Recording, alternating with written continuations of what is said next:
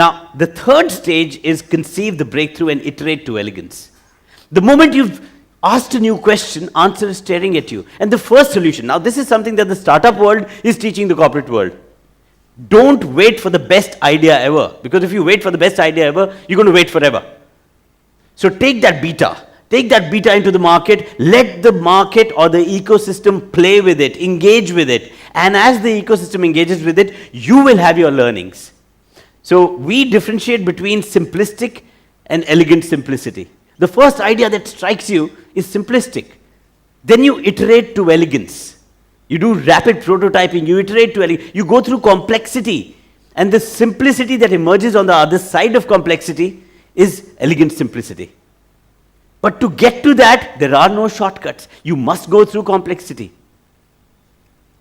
So that's something very interesting. So it's emergent.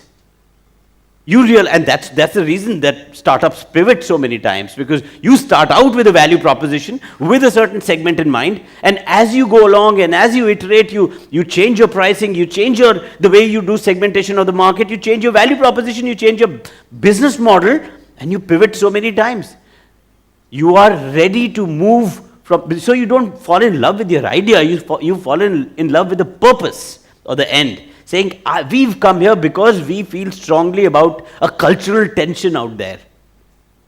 Like Google said, access to information and knowledge is not seamless and it's not fair. Now that's what they felt strongly about. That's why they wanted to democratize it. And that's why they said, and their core purpose became organize the world's knowledge in a way that it's seamless and it's fair. So they fell in love with their purpose. But Google has changed so much as the purpose hasn't, but the means have.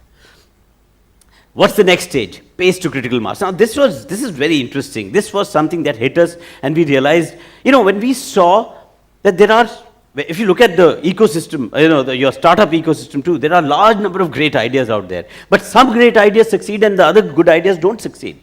Now what differentiates good ideas that succeed? So we found our answer in there's a theory of innovation diffusion. Ideas that are able to hit the critical mass at a pace that creates a wave that creates a storm succeed. Others don't. What does that mean? Now the question is, what is the critical mass in your industry, for your industry? Is it 20% consumers? Is it 10% consumers? Is it 5% highly engaged consumers? You can't possibly, no organization will have the wherewithal to go out there and educate the whole mass, or the whole population. So what is that small little minority that you must go after? Super speed and convert them, and then it becomes almost a chain reaction or a viral this thing. Then you don't even have to spend money because your venture starts to grow. What is the critical mass is the question. In some examples in the book, you will find them in the book, we found some very interesting examples where the first unlock or the first critical mass wasn't even the primary segment that the organization was targeting. Let me give you an example. Make My Trip.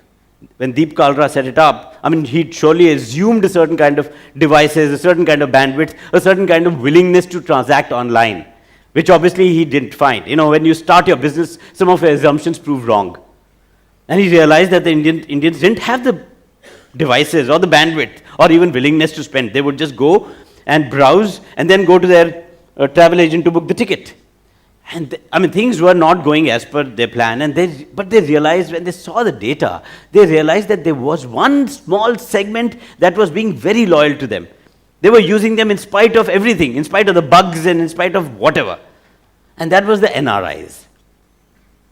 They had no option. They were sitting far away, and if they had to book a ticket in India, this was the only option they had. And they had the devices, they had the bandwidth, and they also were willing to transact online, you see. So, interestingly, as a leadership team, this team decided to stop all expenditure on Indian market for 5 long years.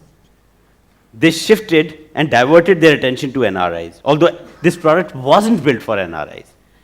And it wouldn't have become as big as it is today if they had only focused on NRIs as their primary segment. But they realized, while this is not our primary segment, this is a secondary segment, which will allow us to iterate it to elegance and allow us to survive till the time we are ready for the larger, bigger India market. And that's what happened.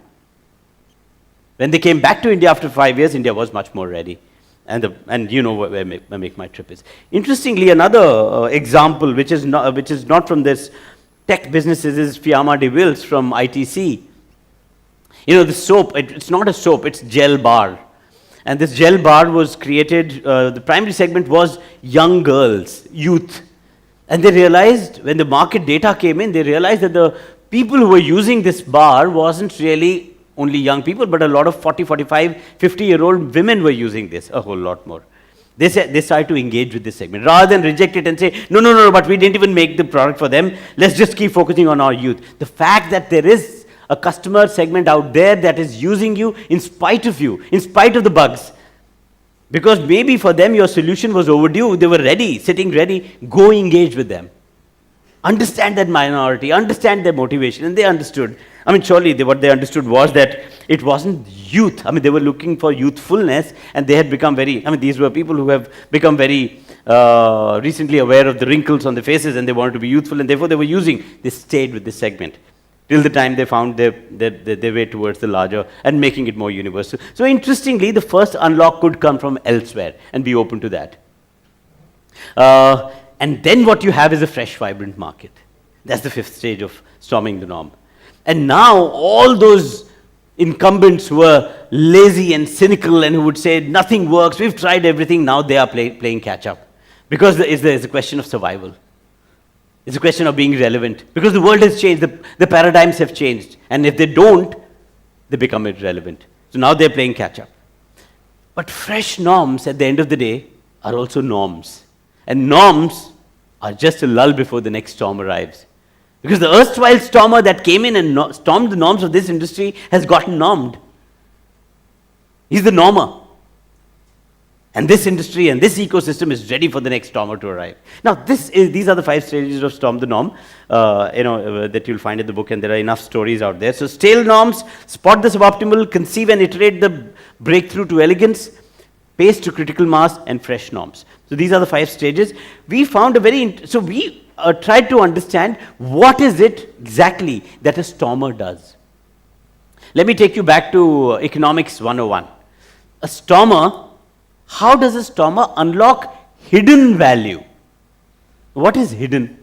Each of these stormers came in where the incumbents were saying, but that's all this market can give you, nothing more. But they unlocked value that was hidden, which was obvious in hindsight.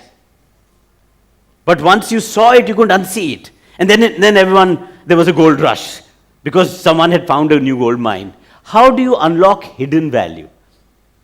We realize the value really that the stormer unlocks is what in economics is called the total surplus. What is total surplus? Total surplus is the sum of consumer surplus and producer surplus. Consumer surplus is the highest price the consumer can pay above the market equilibrium price. And producer surplus is the lowest price that the producer can accept below the market equilibrium price. To give you an example, let's look at an industry that has seen 2 storms in our own lifetime. I know the time's over, but I'll just finish in 5 minutes if that's fine. I'll just give this example. PVR. We all, when we were growing up, people my age would know, we would go to these single screen. I come from small towns, so in small towns, the kind of cinema halls you found, really stinky, bad, torn seats, rodents and stuff like that, all that. And you would wonder why the cinema hall owner is not doing anything to, if you were to improve the facilities, more people will come, you'll do better business, etc. But he would say, I'm not doing well at all. And then what did multiplexes do? And what kind of surplus did they unlock in this stale, stagnant market? Earlier, say for example, I've just watched a movie and I've come out. Earlier, let's call them uniplexes, because now in the world, language has changed. So if these are multiplexes, those were uniplexes. So I've just come out and someone said, okay, you just watched the Dharmendra movie, the next Jitendra movie is coming. Sir, you just paid, how much did you pay? I said 15 rupees. How much are you ready to pay for the next movie? I'll say 15 rupees. Said, no sir, but how much are you willing to pay above this market equilibrium price? So I would say, if you insist, maybe 18 rupees. 2 rupees consumer surplus. So consumer surplus is 2 rupees. If they were to ask the cinema hall owner, how much are you willing to accept below 15? He'll say, nothing, I'm in losses.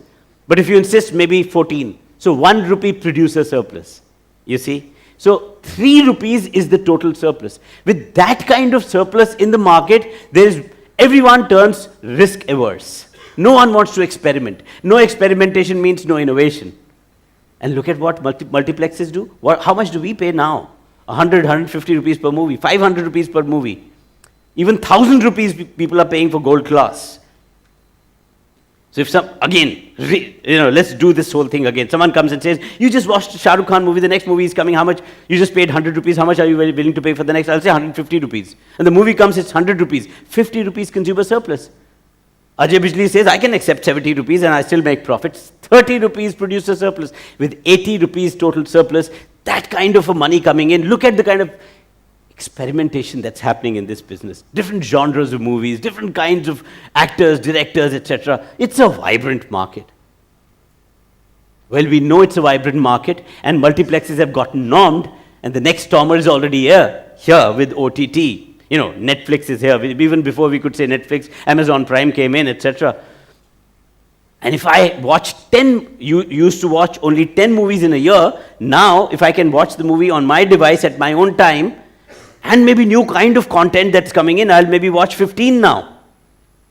And out of that, I'll only watch 2 movies in the cinema hall, because if it is Bahubali, maybe only that, nothing else. So which means this amazing, vibrant market is ready to lose 80% of its business, because the next stormer is here.